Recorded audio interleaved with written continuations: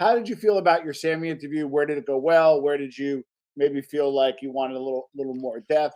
I thought it was a great Well, interview, but I wanted to touch base with you. I think Tom, as you know, I mean, you spoke to Sam, and I Yeah, think I've said before, I think you did a really good job with him because thank you. it's very hard at this point to Yep. do an interview with him where look, he is very good at putting himself out there, and he Yeah. has changed the game, him and Franzese on that, Correct. right? Correct. I guess for me, and a lot of people on YouTube didn't quite get it, but the goal for me was when I now I'm at Barstool, right? Yeah. So there are a lot of people that don't know that much about Sammy Gravano, right? Correct.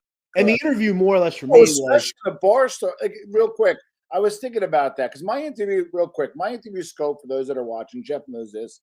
I'm a business guy. He was running a $500 million organization. Would have been in the Fortune 500 if it was legal. I wanted to see how the machinations work. Jeff introduced, believe it or not, Sammy to a whole new audience who, believe it or not, may know who he is, but know nothing about. I just wanted to set that up for you, Jeff. well, So and that's kind of for me, like a lot of people don't understand like things that we do, yeah, but there's a method to the madness, right? So with correct. with Sammy, my goal was y- you can't just go into these, and a lot of these people on YouTube think you can just go in and he'll just answer whatever you want, and Correct, you correct, can make him look. At the end of the day, I'm not there to make the guy look stupid. I'm there to correct, ask him questions that correct. I find interesting. I thought there were questions that I asked that I didn't really know. I never knew he possibly tried to kill Joe Gallo. I never knew that. Yeah, Now, again, it wasn't necessarily. I know most of the people on YouTube have seen Sammy interviews, but there are a yeah, lot of people that haven't, right? have yeah, And that was the goal for me with it. It was tough. I think there were questions that I would like to have asked, yeah, but you only have so much time.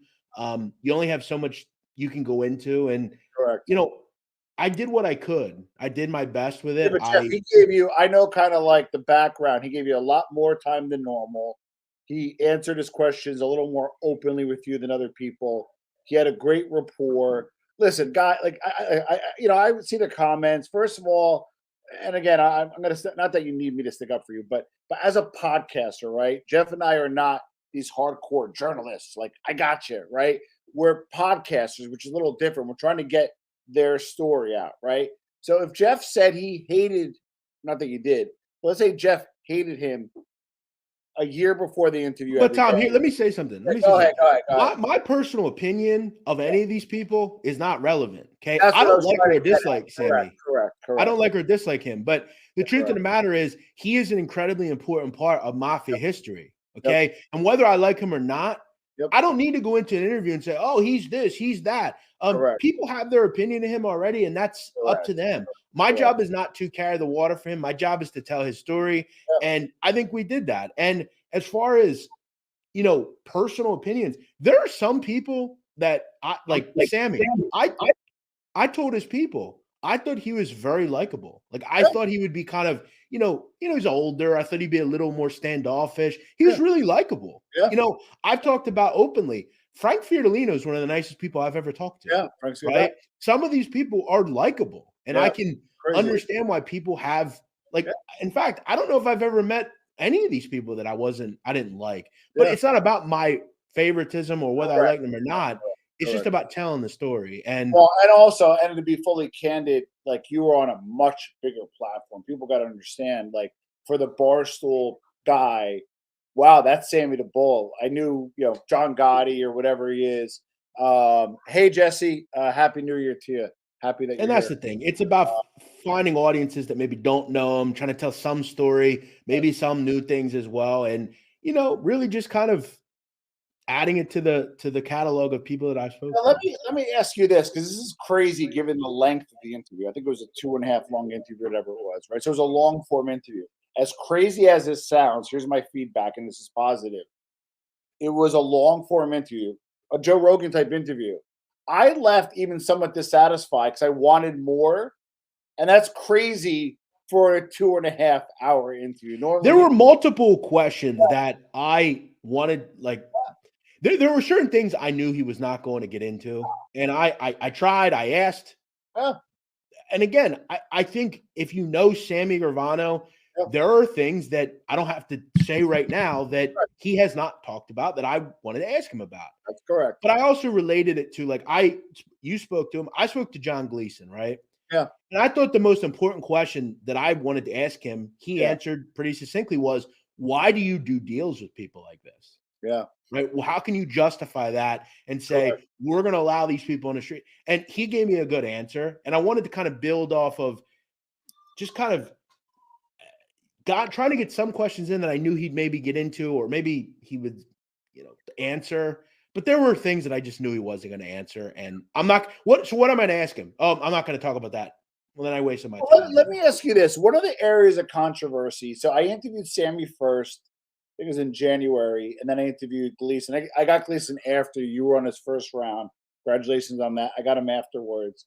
But one of the places that wasn't aligned was Gleason said he flipped because he thought Gotti was going to kill him, but Sammy said he's flipped because he was going to throw him under the bus and make him take the rap. Where do you land on that? Well, I see that's another thing, and I think that's a problem with some of the content that Sammy has put out. If you go back and watch, I've talked to other creators about this. You watch the Diane Sawyer interview. Correct. His reasons then were way different than the reasons now. Correct. And I think that's some of the questions that I would have as to how does your story change multiple times. Yeah. Listen, and I'm not afraid to say this. Okay, Yeah. I'm very open with these people. Yeah. The reason people cooperate, it's very simple, Tom. Yeah. They don't want to go to jail. Now, we can make the excuse as to why you did it all you want. That's the reason. Correct. You didn't want to go to jail. And there's nothing wrong with that. I wouldn't want to either. Right?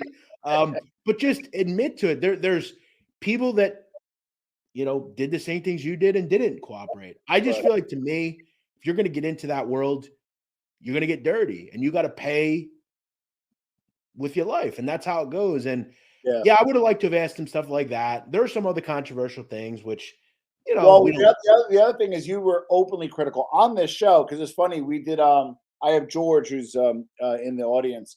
He does our clips, right? And, we did so many shows that one of the clips you were pretty critical on, and you kind of felt for a minute, or you still may, that he might have been behind the Chico hit. And I think you kind of asked him about that. Where do you land on that now? Well, see, I think it's interesting, because that was one of the things that I was very curious about, because I've heard the Georgie DeChico stuff, right? Where George is sitting there saying, I think he was a part, this and that.